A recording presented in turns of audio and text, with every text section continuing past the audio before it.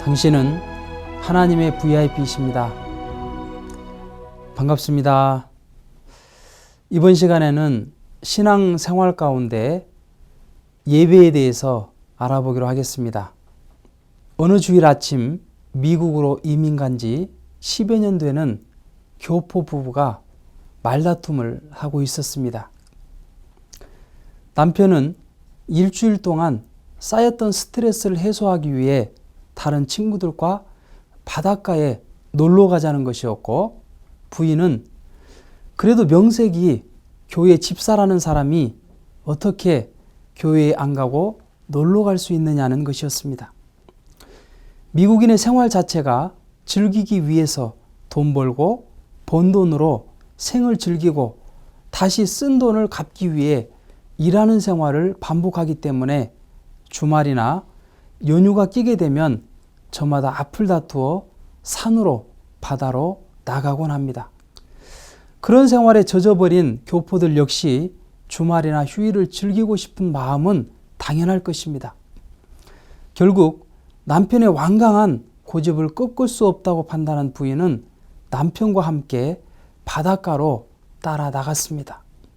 끝없이 펼쳐진 그 태평양 바닷가, 우거진 나무숲, 푸른 잔디밭에 5쌍의 부부들이 짐을 풀고 가져간 고기를 굽고 밥을 짓고 식사를 했습니다.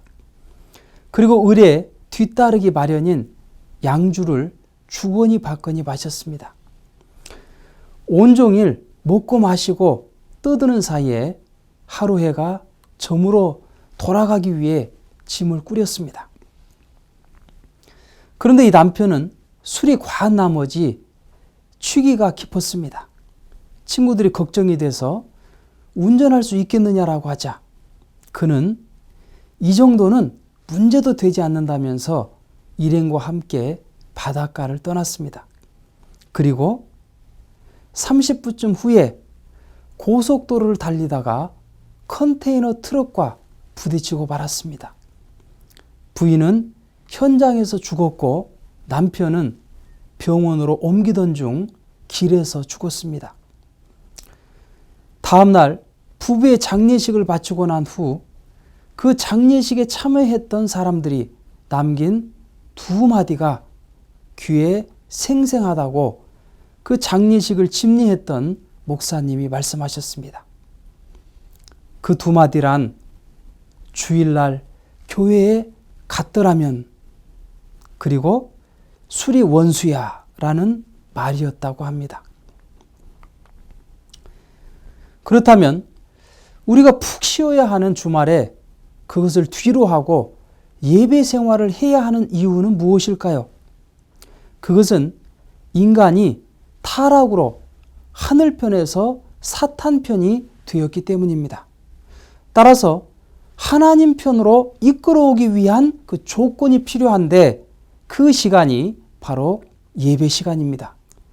그러므로 예배 시간은 사탄의 쇠사슬을 끊고 하나님 편으로 이끌어오기 위한 싸움의 시간인 것입니다.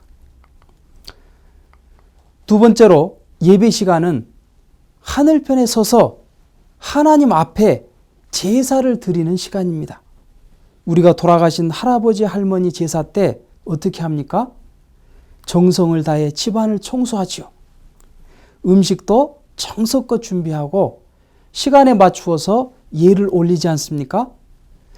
이렇게 예배 시간은 하나님 앞에 제사를 드림으로써 하나님을 모시고 사는 의식을 행하는 시간이 되는 것입니다.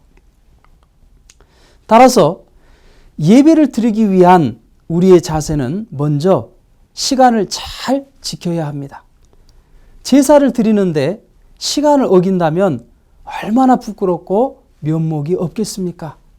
예배 시간보다 최소한 10분 전에 와서 정성 들이는 것이 부모에 대한 자녀의 당연한 도리가 되는 것입니다. 그리고 정성을 다해 예배 시간에 참석해야 합니다. 예배에 오더라도 그저 생각 없이 오는 것보다 보이지 않는 그 마음을 다하고 하루 이틀 정성을 들이는 시간이 길면 길수록 가치가 있는 것입니다. 하나님을 만나기 위해서 예배실도 미리 청소하고 예물도 미리 준비해서 그 하늘 앞에 바칠 수 있는 정성이 있을 때 더욱 은혜스러운 예배 시간이 될 수 있는 것입니다. 그리고 예배는 보는 예배가 아닌 드리는 예배가 되어야 합니다. 예배 시간을 보면 흔히 찬송의 시간이 있는데 단순히 노래를 부르는 시간이 아니라 찬양을 드리는 시간이기 때문에 찬송이라고 합니다. 기도의 시간도 하늘 앞에 보고를 드리는 시간입니다. 가정맹세를 제창하는 시간도 하늘 앞에 다짐을 드리는 시간이며 봉헌도 하늘 앞에 마음과 그 물질을 드리는 시간입니다.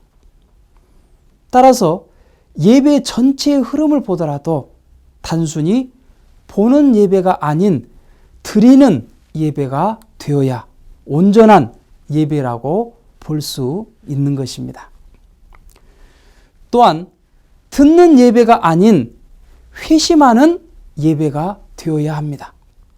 예배 시간은 설교 시간이 주를 이루기 때문에 말씀을 듣는 시간으로만 생각하는 경우도 있습니다.